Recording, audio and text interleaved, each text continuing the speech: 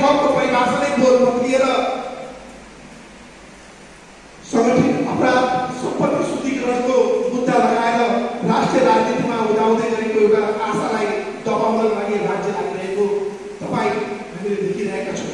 त्यो अनुहार त्यो प्रतिबिम्ब भएको रवि लामिछानेले यो ठुला दलहरूबाट यी दलहरूबाट अब नेपालको समृद्धिको यात्रा नेपाली जनताले चाहेको त्यो परिवर्तन हुनु कि पक्कै पनि सफल हुँदैन भनेर गर्नुदासी असार 17 गते निर्वाचन आयोगमा राष्ट्रिय स्वतन्त्र पार्टीको दर्ता गरेर यो पार्टी चल्नेको हो। हामी पछिल्लो चरणमा आइपुग्दा देशले विभिन्न उतार चढावहरू मुठभेडको स्थितिमा पनि जान्छ कि भन्ने राष्ट्रिय राजनीतिमा देखिएको छ। त्यही पनि हामी यो देशको गणतन्त्र र यो देशको संविधान मान्छौँ भनेर हामी प्रतिबद्धताको पार्टी हो।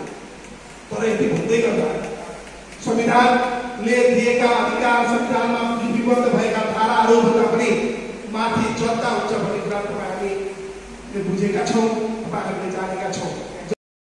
विधानप्रति पूर्ण पक्षपात रही सत्यनिष्ठापूर्वक प्रतिज्ञा गर्दै ईमानका साथ शपथ लिन्छु कि पार्टी प्रति पूर्ण वफादार रहँदै वडा समितिको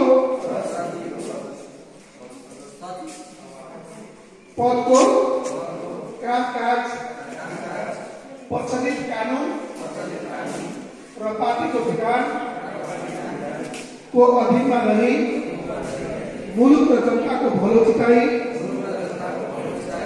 कसैको डर नमानी पक्षपात नगरी पूर्वाग्रह वा भावना नलिई